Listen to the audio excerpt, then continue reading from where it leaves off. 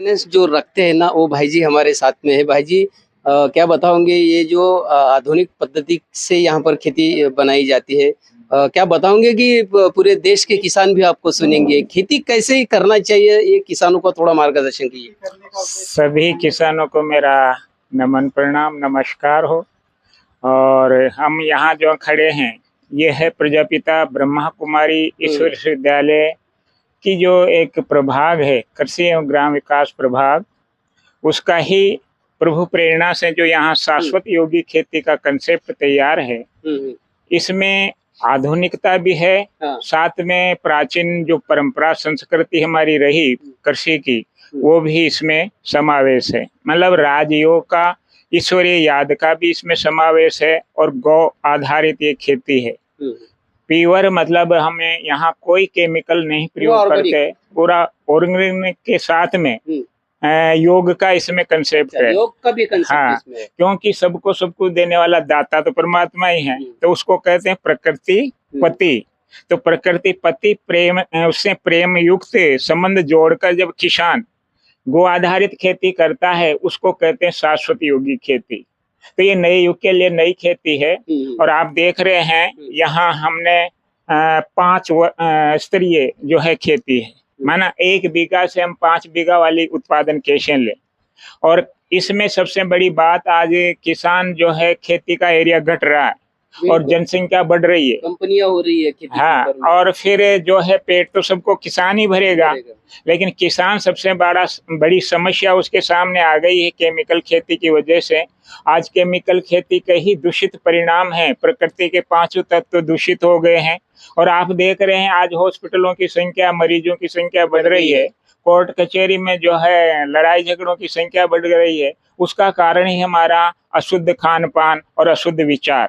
तो यहाँ शुद्ध विचार के साथ में और जो है परमात्मा की याद में जब ये अन्न फल सब्जियां उगाई जाती है तो ये जो आहार हमें सेवन करने को मिलता है उससे हमारा तन निरोगी, मन हमारा निर्मल प्रफुल्लित होता है और संबंधों में मधुरता आती है। ये आहार का और विचार का परिणाम जीवन में प्राप्त होता है। इसलिए अभी परमात्मा की योजना है कि कैसे हम शुद्ध सात्विक अन्न आहार लेकर हम मन को भी शुद्ध रखें, पॉजिटिव रखें और संस्कार भी शुद्ध रखें।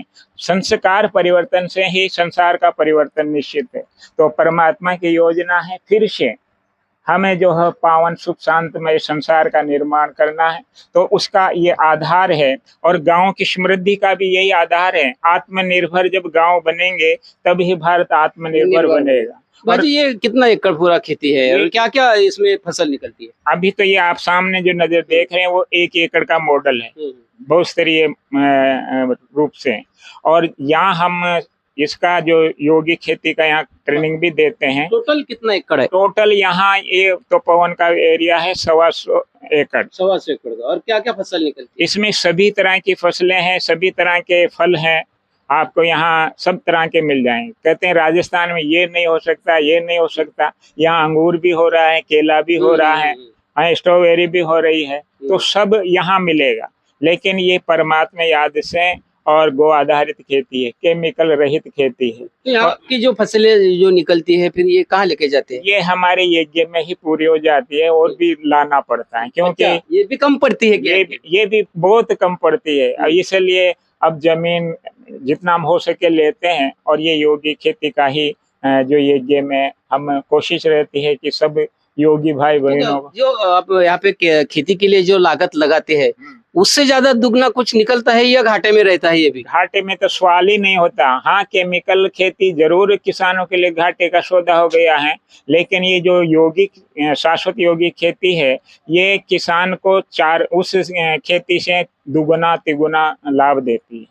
बोला जाता है कि खेती जो है किसानों की घाटे में जा रही है, फसल के दाम नहीं मिलती है, तो इसके लिए कारण क्या हो सकता है? कारण है केमिकल। देखो आप ही समझ सकते हो इस बात को। जहर खाना जहर खिलाना दुआओं का काम है कि बददुआओं का। किसान इतनी मेहनत करता है, सर्दी गर्मी बरसात, फिर भी आज वर्गीकरण हम देखें किसान वर्ग ही आत्महत्याओं का ज्यादा शिकार हो रहा है। क्यों? क्योंकि कर्म फिलोसॉफी उसे समझ नहीं है। अज्ञानतावश अधिक लोभवश वो केमिकल खेती के पीछे पड़ा, न जमीन माता का वो ध्यान रख रहा है। तो धरती माँ भी रुग्ण हो गई, बीमार हो गई, तो धरती माँ का भी किसानों को आशीर्वाद कहाँ से मिलेगा। गौ माता को उन्होंने बाहर कर दिया, जर्सी गाय और भैंस पाल ली, तो उसका भी गौ का भी आशीर्वाद कहाँ मिलेगा। इसलिए किसान ज्यादा दुखी है। अब तमाम देश के किसानों को क्या बताएंगे कि किस तरह से खेती करना चाहिए ताकि किसानों को आत्महत्या करने की नौबत ना आए और खेती घाटे में भी ना जाए। देखो यहाँ हमें सबको किसानों को मिलकर, जैसे श्वेत क्रांति आई, हरित क्रांति आई, आज हमारे पास में अन्न से भंडार भरे हुए हैं, दूध भी बहुत है, मतलब हरित श्वेत क्रांति से निर्भर है वैसे, लेकिन वो जहर युक्त है। अभी आवश्यकता है अमृत तुल्य हमें अन्न फल सब्जियां उगाने की और सबको खिलाने की। निश्चित रूप से अभी देश के किसानों को ये आवश्यकता है कि अमृत तुल्य जो फल है, जो खेती है, केमिकल खेती ना करे, ऑर्गेनिक खेती करे। और अब जो गाय वगैरह जो अपने यहाँ पे रहते हैं, वो जो उनसे जो निकलता है गोबर वगैरह, उसके आधार पर खेती किए तो घाटे में खेती नहीं जाती है। और खाने में भी जो खेती का जो निकलेगा, जो माल निकलेगा, वो भी एक स्वच्छ रहेगा। जब वो खाएंगे तो मन भी स्वच्छ होगा, ऐसा ही कहना महाराज का है, बाबूजी का है। हम खुशी की बात ये बताना चाहेंगे कि इस खेती को देखकर हमारे जो कृषि वैज्ञानिक हैं, कृषि अधिकारी लोग हैं, वो भी प्रेरित हैं। अच्छा, यहाँ से हाँ, सरकारी अधिकारी। और अभी भारत सरकार ने क्या, अपनी यूपी सरकार से, राजस्थान सरकार से, सरकार खुद इसको ट्रेनिंग के लिए किसानों को भेज रही है। और यहाँ विश्वविद्यालय भी ऐसे, हाँ, सबको ये चाहिए कि हमें ये ट्रेनिंग मिले। बिल्कुल, निश्चित रूप से सभी किसानों ने ऐसी अगर खेती की तो आपके खेती से भी सरकार भी आने वाले जो विद्यार्थी उनको भी ट्रेनिंग दे सकते हैं। तो निश्चित रूप से हमारा वीडियो आप अगर देखते होंगे तो इस वीडियो को देख के आप भी ऐसी ही खेती करें और सुजलाम सुफलाम बने। देखते रहिए WS न्यूज़, लाइक करें, सब्सक्राइब करें। धन्यवाद।